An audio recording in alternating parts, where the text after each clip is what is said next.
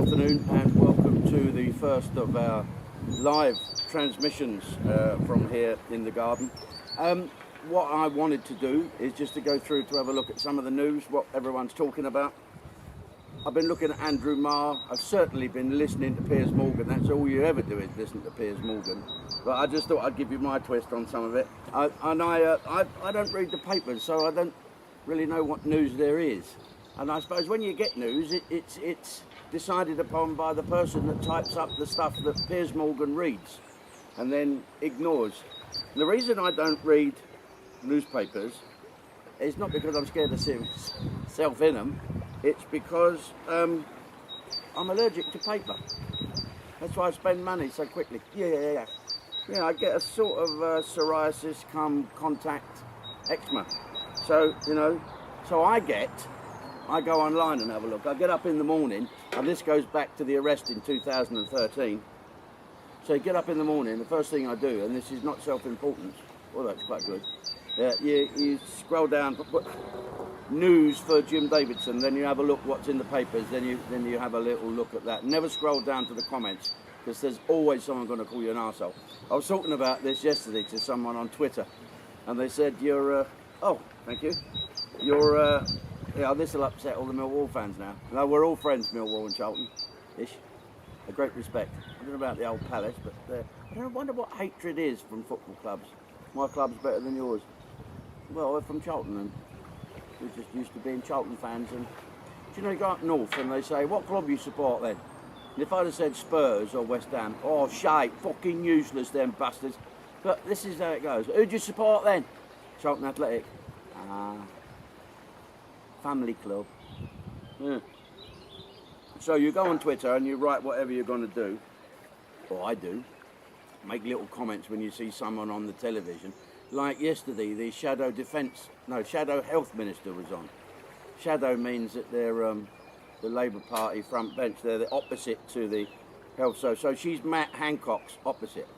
And the difference is Matt Hancock gets ready is when he goes on the television. Forget about what they're going to talk about, forget that. But if you're going to go on television, you'd think you'd have a bath, wouldn't you?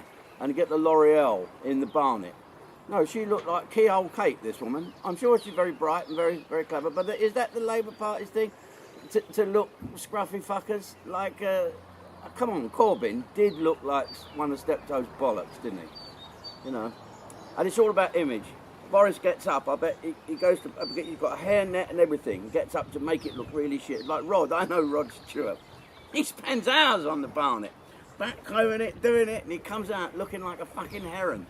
Good for you. Anyway, as I was saying, so you go on Twitter and you mention something, well done Jim, great, you've done this, fantastic. Yes, I will sign up to your thing. Someone else says, I'd rather stick pins in my testicles. So, and I write, give me an email address and I'll send you some fucking pins. But it's funny how you scroll down and there's 1,000 how wonderful you are and there's one calling you an arsehole. What did I say the other day? William Shatner, Captain Kirk. He put on his Twitter feed, I hope you're all getting through this okay, how are you all managing? And I wrote on, well, I'm getting on thanks to you, Bill, because I'm binge watching Boston Legal, which is a fantastic programme. And so, brilliant programme, brilliant. Great Jim, live long and prosper, fantastic. What a great actor he is and everything.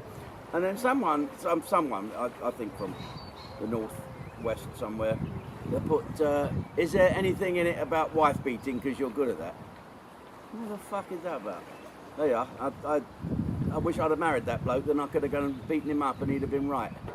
Anyway, Kim Jong-un, I've made some notes here about what's in the thing. Kim Jong-un is not very well, and we wish him all the best. And Trump calls him Rocket Man, doesn't he? And the reason I wish him all the best is because I have a friend called Mike Osmond, who you can see on my mate's page, and he does a very good impression of Kim Jong-un. Kim Jong, that man in Korea. So get well, Mr. President of Kim Jong-un, otherwise you'll fuck Mike Osmond's act up. All we want now is Trump not to be voted president again, and that's it. He's back to doing Frank Bruno. Ha ha, I'm hitting him. Mike Osmond said to Frank Bruno once, Frank, you're going to be all right, mate. They tell me you have a detached retina. Oh yeah, we do now, yeah, but I used to live in the council house. Mike Osmond, great guy.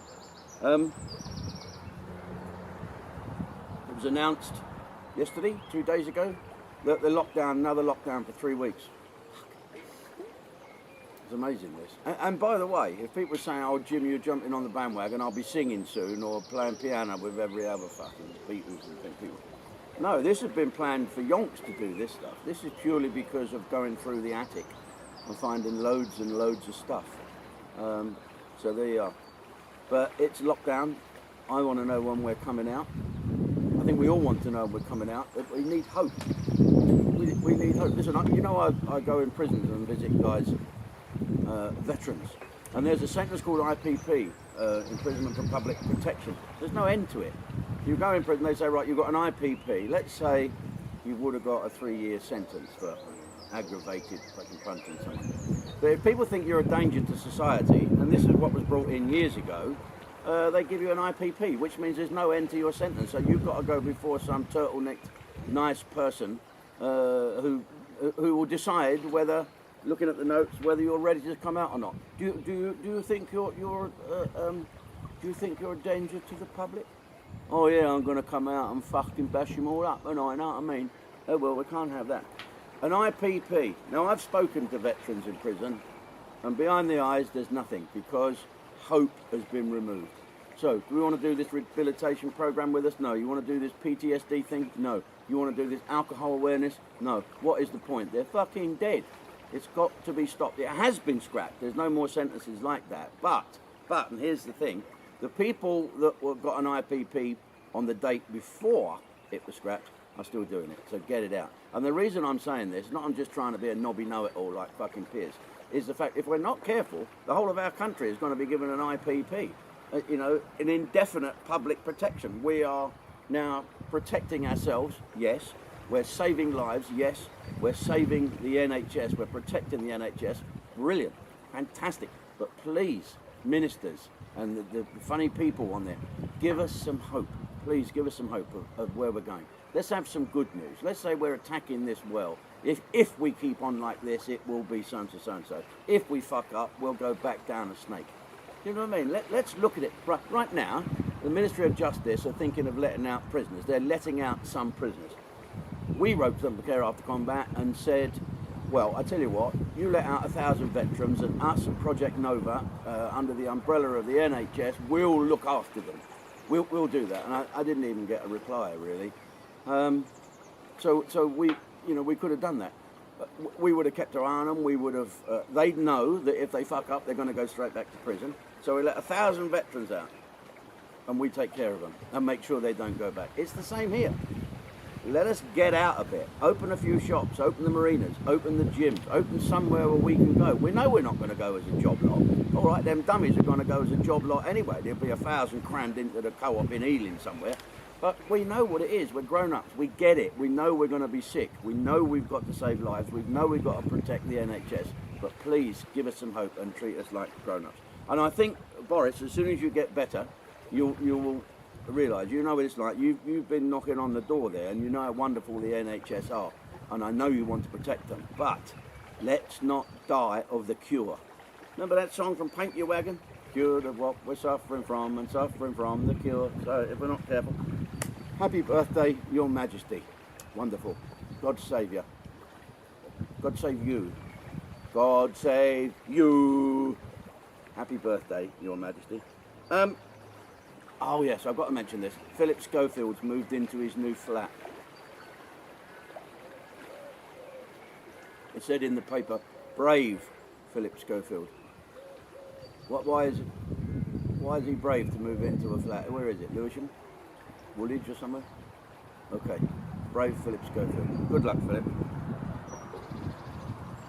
But don't think you're a fucking hero, mate. Don't listen to what people say. Heroes come back from Afghanistan with bits missing. There you go. Now, tell you what we're closed with today. All this furloughing. First of all, where did that word come from? Right? Here's another word. Prorogued. Is there someone in Parliament, the Ministry of making up silly fucking words? Do you remember the Ministry of Silly Walks? Well, this is the Ministry of Silly Words. What shall we call it when we're going to stop Parliament and all fuck off with the ump? Well, Pirogue. That's quite a good. Yeah. I used to like that band, the bloke with no railings. Yeah, the Pirogues. Fucking marvellous. And what about when we pay people to stay at home and not go to work? Well, we call it furloughed. Someone makes these words up. I have a production company which can, whatever I'm doing, can hire or have on the books up to 25 people. I've slimmed it right the way down now, out of everything that's coming on, and I have one person furloughed, only basically because that person lives quite a long way away and can work from home, but it's difficult to work from home. So one person furloughed out of the whole lot. Our care after combat, we have shut down quite a few of the various things that we're doing. It's all being done by telephone. There's about 7 staff have been furloughed because we've got no money. We've had to cancel the summer ball. There's no events going on. Nobody is sending us any money, very few. Please do if you can. It's very, very difficult. The charity sector is getting it right up the arse at the moment. So we wanted to concentrate on what we're doing, and that's working with the NHS in Nottinghamshire and Lincolnshire, and now further afield. Our team working alongside Project Nova in a project called Regroup. We're in the prisons with the NHS. We're in the probation officers with Project Nova, and we're doing a fantastic job. So Colin Back, Jane Jones and the team up there, keep it up and protect the NHS. Just quickly, Posh, what's her name? Bunny Posh Spice, Victoria Posh and Richard Branson. Okay, they're worth millions and millions and millions, but that's what they've earned. That's their money, okay? The whole thing about a limited company is you take a chance, and okay, it's done well, but you're a limited company. You're limited by the amount of money you can lose if it goes tits up. So I don't think we should all have a go at Richard Branson. I hear today he's put his island up as a personal guarantee to have an airline in Australia. What are you going to do? It's a company. The bloke that owns Ford, the bloke that owns Suzuki, what's going on? Hitachi, these are all companies, and if the companies are struggling, it's no different to any other country.